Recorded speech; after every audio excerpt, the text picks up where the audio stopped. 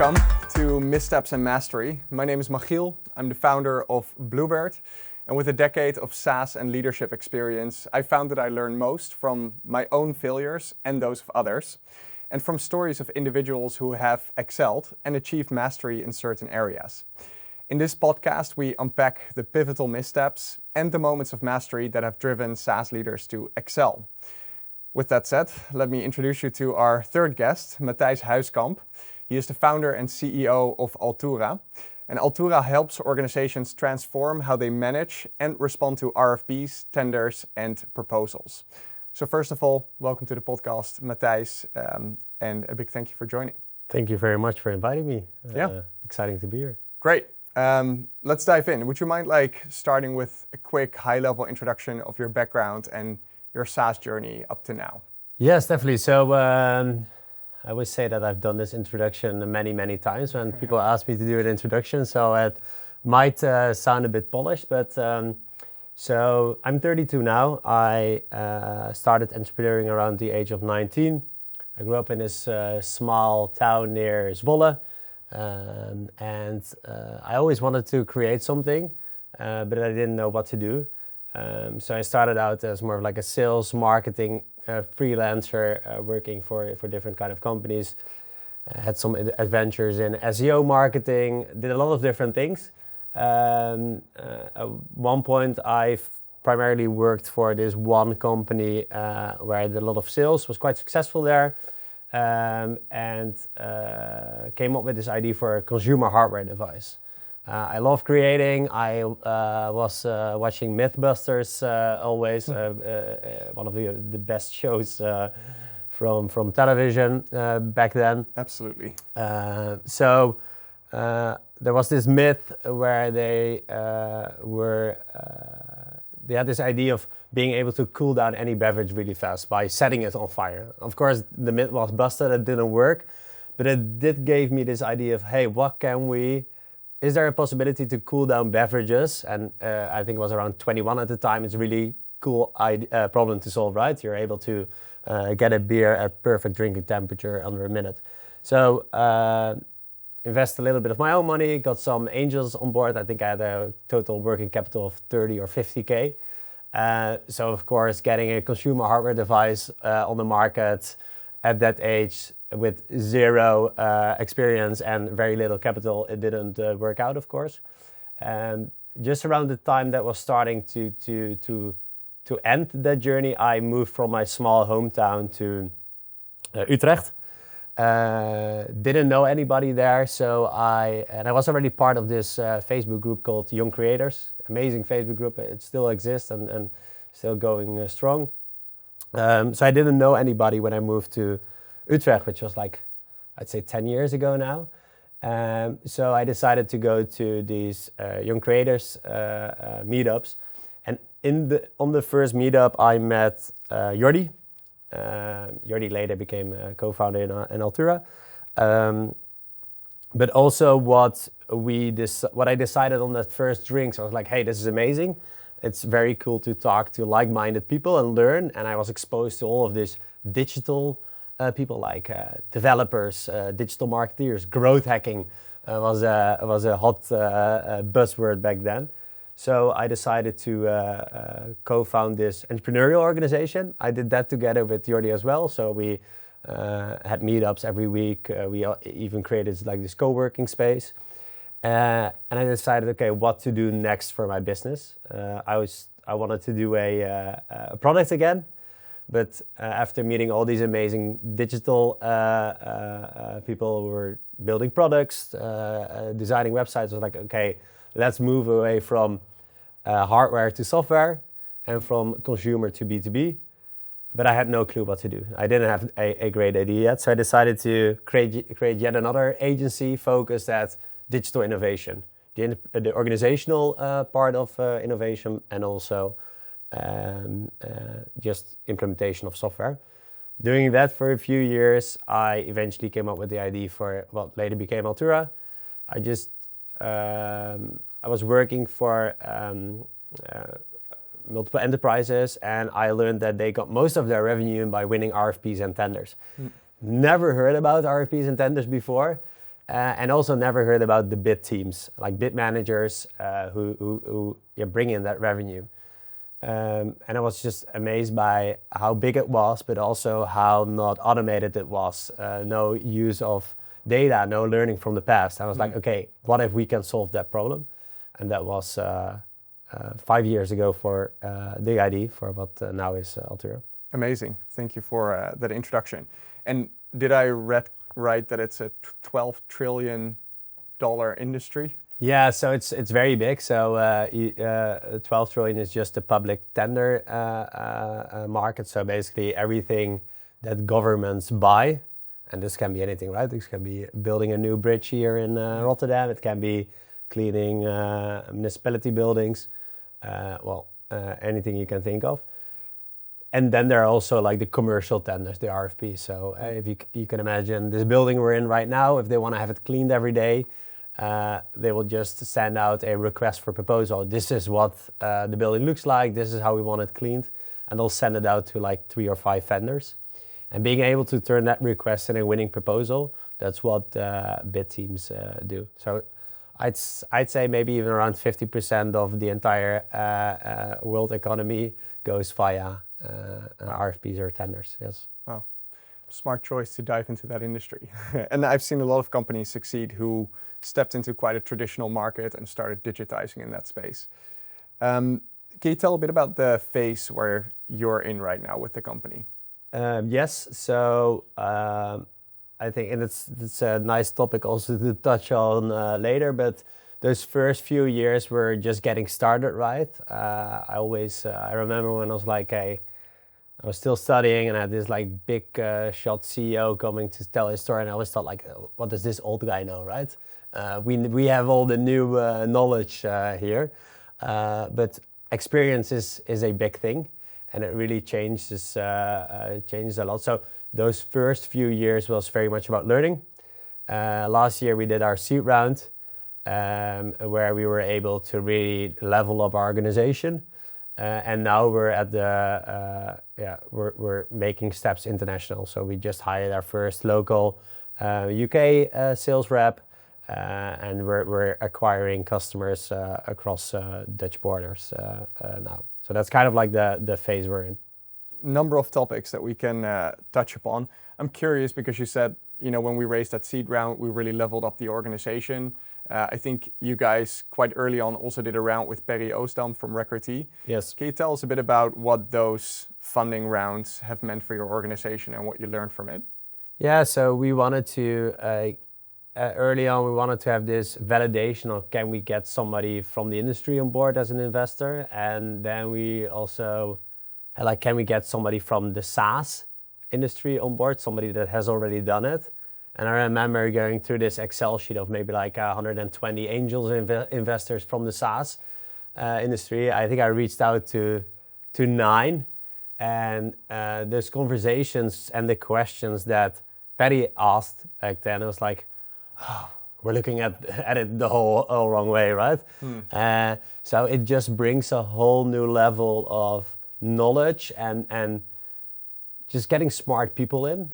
It definitely transforms. Like, being successful is all about getting the right people on board. That's what I truly believe. So with those new investment rounds, we got smarter people on board in terms of investors, but also we were able to attract more top talent. And I think that was a specific pivotal moment the last year. After that seed round, we became a more known startup in the scene. We won LinkedIn Top Startup of the Year. All these small little things add up, and people are just excited to work for a company that's going places. So you're challenged as a founder to look at the right things and ask the right questions, and you're being asked the right questions, and also you're able to get more better, smarter people on board. Yeah.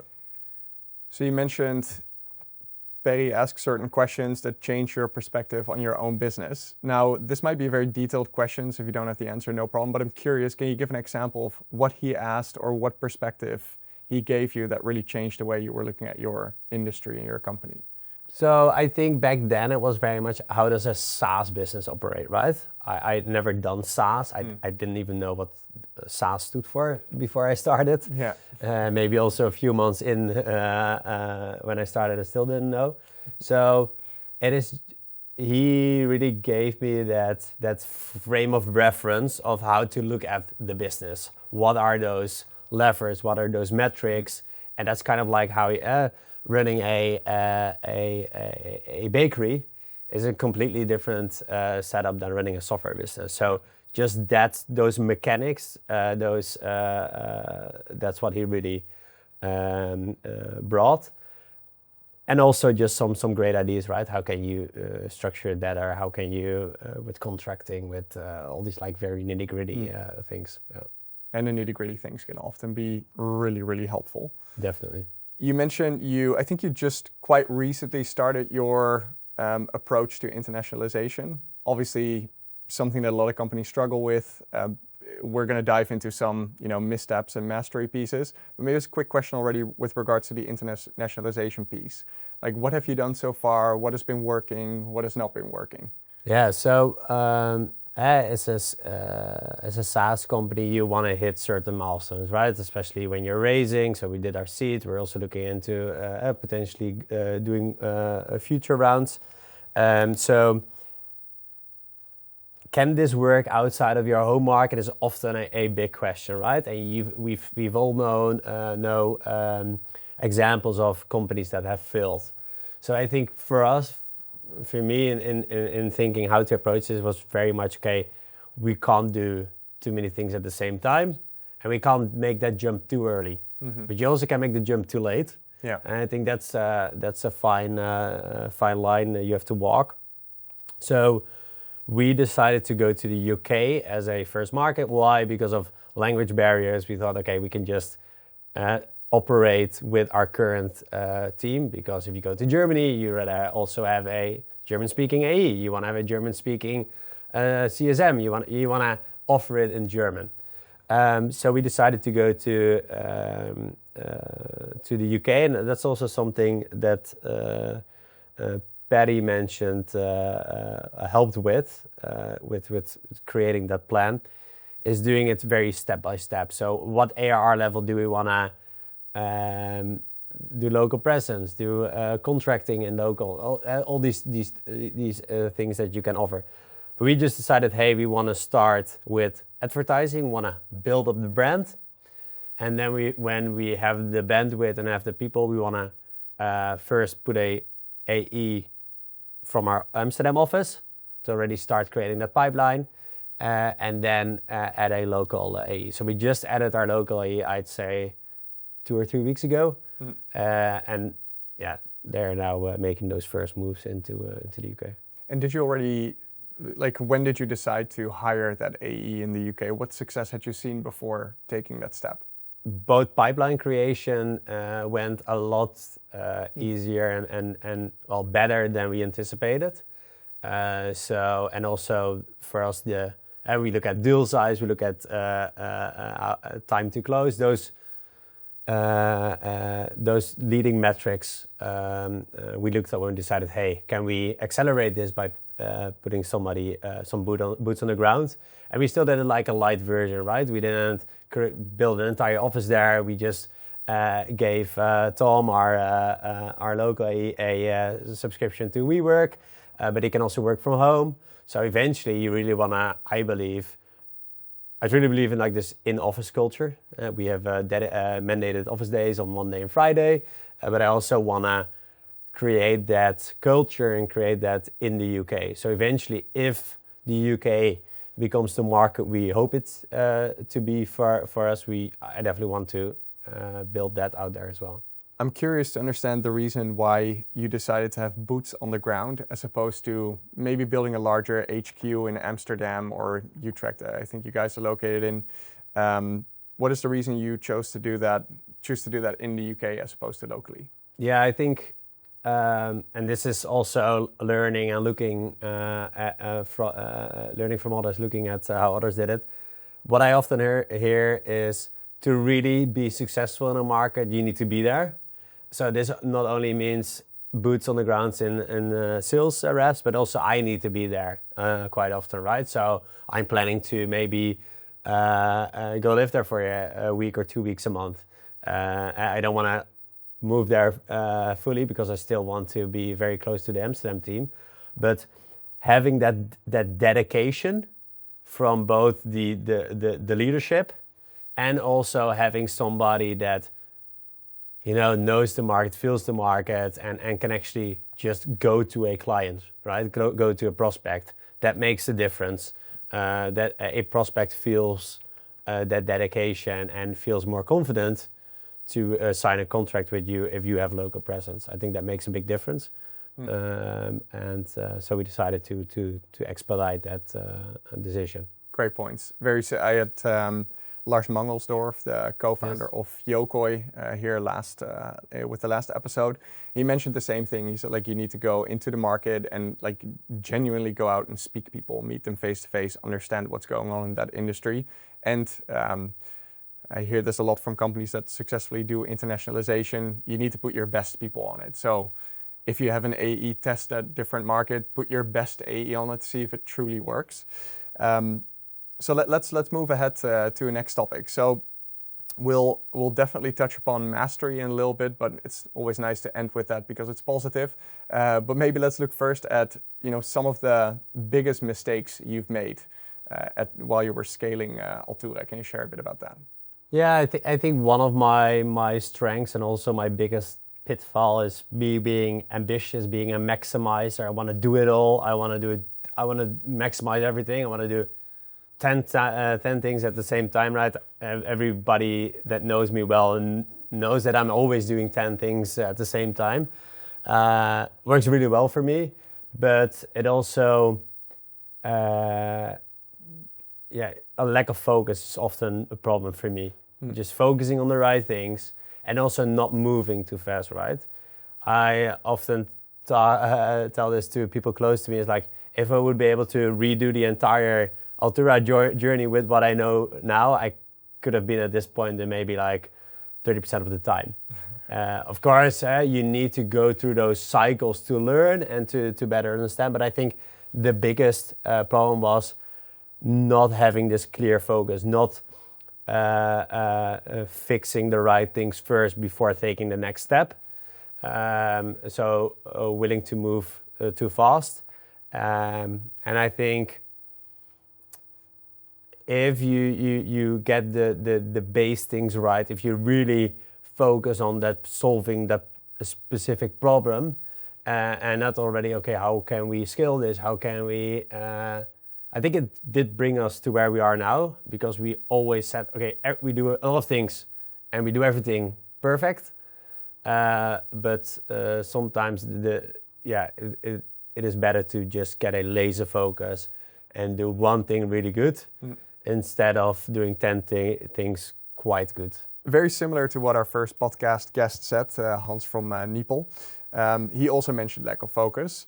And it also shows that every strength also has a shadow side and a downside. I'm curious to understand, as soon as you focus more, it also means that you need to say no to certain things. Can you give me some concrete examples of what did you do, but also definitely what didn't you do anymore as soon as you started narrowing down maybe the ICP or product development, etc.? Yeah, so I'm still struggling with this every day because every day I'm so we do this monthly gaggle, basically a name for our all hands meeting. And June last year, I gave this talk around more focus, and I bought this spear of Marktplaats, which is now a symbol for more focus internally. And I got the spear out again last Friday, and I was telling us how we're gonna focus our product roadmap more around specific features and use cases. And while saying that, it's we're gonna do this one thing. Oh no, we're gonna do two things. So I'm still struggling to get that focus in. But where we're applying focus right now is around those core elements of running a SaaS company. So that is product development. What are those features? for who are you solving which problem and how are you solving that problem? And you need to get this very like focused in all of those things. So also in how you operate go-to-market, right? Marketing is telling one story, sales is telling one story, and customer success, because we've been telling the same story in the acquisition process of this new customer, we can really make them easily successful. But also we have a very clear, similar portfolio of customers that all want to have the same problem solved, so we can iterate on that. That is the focus that I'm focusing on to apply. But it's still, I still struggle with it every day, because I think, oh, we can also do this, and we have enough resources, right, to do it. So saying no to things, it's just a flywheel, right? Because you can focus more on one thing, and then you learn more things, and it just goes faster and faster and faster. And it's also just clearer to your prospects what you're for. And I think this is a cliche, but you can only say what you're for by saying what you're not for, right? This is what we do. This is who we are, by saying, hey, these 100 different things that we're not. We're this, and I think that gives clarity and direction to everyone. Absolutely. You also want a prospect to recognize themselves immediately once they land on your website, for example. So what other failure? Let's dive into one more thing that you learned, a failure that you've struggled with, and maybe you've gotten better in the meantime. Yeah, so I think it all boils down to the experience and knowledge I gathered in those past 5 years about running a SaaS business, but also me being this ambitious, optimistic, like everybody internally knows that I'm always overly optimistic. And it has a good size, of course. So besides this lack of focus and sometimes willing to go too fast, I also learned that it is very key to get the right people on board. Sometimes we made the decision early on hiring somebody who's like, okay, it's not a player, but hey, this person is able to pick up a few tasks, right? That's just not how it works. You need to get if you get like a B player or a C player, that person is not making progress. You're losing focus on supporting that specific person and doing their job. And it's also not nice for them, right? Because expectations are different to what they are able to deliver. And especially with, you have these dog years. It's like 1 year of a dog equals 7 years of a human, or what is it, 9 years? I also think that kind of applies to startup years. It's like things are moving so fast, and there is a special kind of people, not that they're special or that they're better than others, but this is something you really need to want to thrive in that startup environment. So I think I made the decision of hiring people that I knew weren't a great fit, but I just wanted to get more resources. I just wanted to get more hands. Jordi, co-founder, always says, yeah, Matthijs, 9 women don't make a baby in a month. Because I often like, can we push this feature? Just let's put more resources on it. So yeah, being more realistic, being less impatient is also part of it. But I think finding the right people is something that I messed up early on. And now we have a great process for that. Chris, the general partner of Notion Capital, said basically with every hire that you make, you want to increase the level of your average talent, which is something we also live by at Bluebird. Can you tell me what you would do differently 4 years ago compared to how you're doing it today to ensure you would have hired the right people?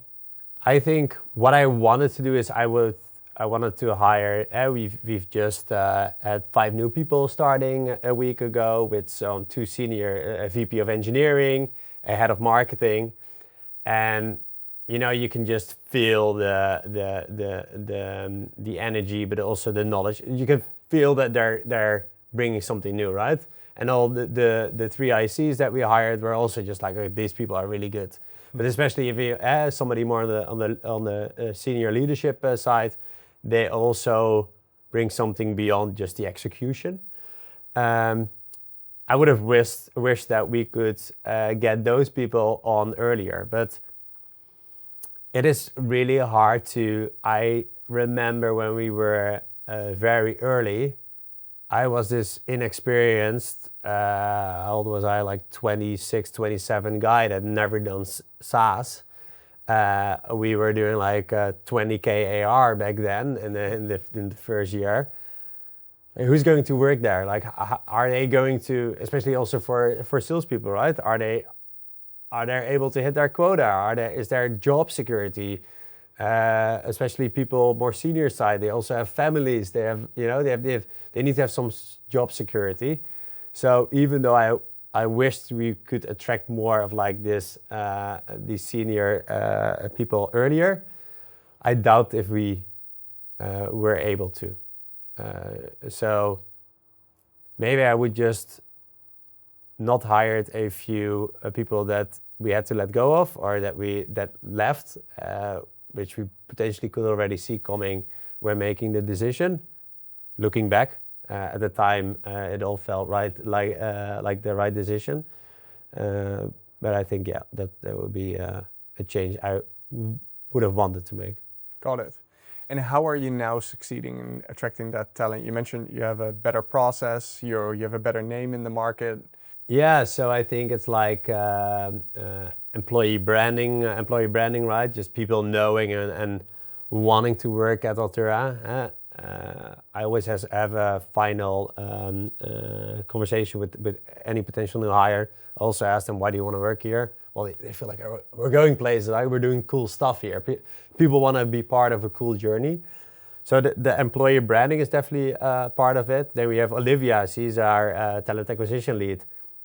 She just not only understands really well what is needed for our team and the person. So she's also really able to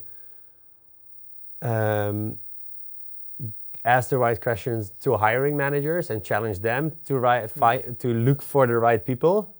So I think that's the second one. Then also part of the employer branding is that she's able to like get people excited in that first conversation. And then after that, we just have a very good process of how we hire. We try to do it fast. You don't want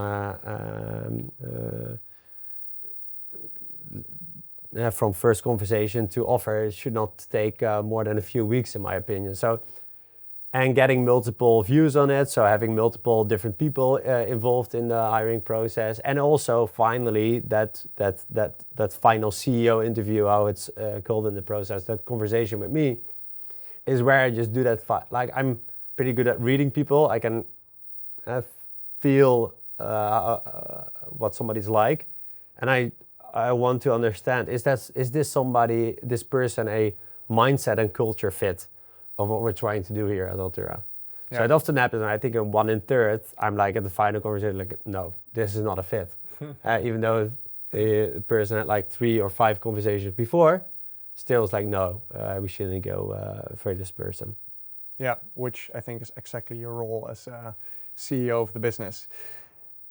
So last topic, and that's the mastery piece. Let's touch upon one area where you feel that with Altura, basically since the beginning, you've excelled. If I look at me personally, I think it's perseverance. It's just when a lot of shit happens, and especially if you're a CEO, you only get the hardest problems, but also personal issue with people that you need to deal with. Like, it's hard, but I think whenever I feel knocked down, I just feel this, after just a few minutes of being knocked down, I feel this fire burning inside me to get back up and hit it even harder, like this unquenchable thirst for success. And not success for success, but I just want to do crazy things. So I just, I can just feel it. I think that is one part of it. And in that execution, also being able to, at one point, go very high level, very strategic, look at where are we going, how does things, and have these like pivotal insights, but also being able to go very deep on a specific topic. I also like this whole founder mode that was coined like 6 months ago, where you're able to give people the freedom to execute, but you're able to go in and go out at the right moments. You're able to support. You're there as a problem solver. Yeah. Combining that with a perseverance and just drive, I think that makes a difference. I think that's the difference between working on the business and working in the business. I think a big question a lot of founders who hear this, including myself, have is how do you do that? So maybe to give one example, Quinten Schevernels, a known angel investor in the Netherlands, former CEO of Funda, he really takes, I think he doesn't take any meetings on a Monday, and then every month or every quarter or so, he takes an entire week to step away from the business and really look at it. How do you structure that? Because like I can imagine, when I hear that, I think 1 week away from the business. Yeah, I have a entire cabinet at home full of business books. I never read. I hate reading. You just bought the... Halfway, yeah, I was like, I have that book as well. I never read it. But halfway through a page of a book, I'm just distracted. I'm always thinking about work. Like when I wake up till I go to bed, I'm thinking about work. Yeah. But which I also think is an important trait. You should really live it.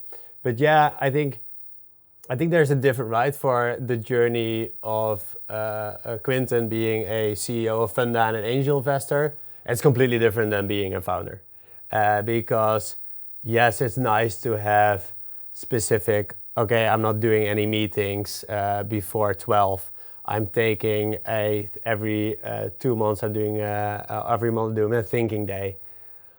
Yeah, that's just not reality not the reality I live in. I would love to live in that reality, but it's just, I need to just fix shit that is happening today, that needs to be fixed today, and that trumps everything. So I need to be able to drop and always work on the highest priorities. Of course, I also try to carve out enough time to think about things more strategically, and also challenge people internally, like, hey, you should take a half day off and think about these particular topics. And then you often get, yeah, but I have these and these meetings. Like, well, if you got sick today, you got the flu, you're out for 3 days, what would you have done then? So you are always able to create time, and it's all about priorities. But for me, I don't believe in this very structured approach. What I do and what also helps me, I work out a lot. So I work out every morning, and oftentimes also sometimes also in the evening. So having that switch off moment, and also for me that firing on all engines just keeps me at like my game, right? If I slow down, then I really need to take time off to slow down and switch off. Yeah, because we didn't even touch upon the fact yet that you've done an Ironman and you're about to do your second Ironman, I think.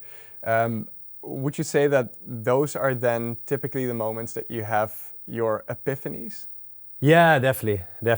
So it's like not when I'm swimming, because then I'm too focused on the technique. Swimming is still very hard for me. But especially when I'm cycling, or when I'm running, or when I'm cycling outside or inside, that's when I get the best ideas. Working out is, I think, one of the key things to do when you want to be a high performer, because you just feel good about yourself. I think that helps, but it also helps to go out of your head. And I think a lot of people are in their heads too often. Yeah, interesting. Maybe you unknowingly, by doing so much sports, especially because an Ironman requires an incredible amount of preparation, you have kind of structured a lot of opportunities for yourself to do that high-level thinking. Before we wrap up, I'd love to ask you to share one key takeaway, like something that both me and other founders can learn from. We talked about those missteps and mastery. We touched upon you need to have focus, you need to have things that you're good at. But I think that the biggest takeaway is you should stay close to yourself. You should really have this drive to just go out every day and hit it hard and just try to do the right things. But there is no playbook, there is no rhythm, there is no success doesn't come from a book. You just need to trust yourself, trust your capabilities, and also be aware of your pitfalls. And like me, being overly optimistic, seeing opportunities everywhere, that helps, but it also is a challenge for me to focus, to do less. So I think the biggest takeaway for me is know yourself, learn from that, and just be very driven. Amazing. I think that's great advice. And I think like knowing yourself actually goes quite deep, and learning where your blind spots are requires a lot of, it can sometimes be painful to go through that, to realize what your blind spots are, but the willingness to be open for that, I do think also is required to build an amazing company, amazing culture. Matthijs, I really want to thank you. I know today was an important day and you made time for me, so I really, really appreciate it. And to our listeners, hope you enjoyed the podcast and you learned something. And thanks for your time. Thank you.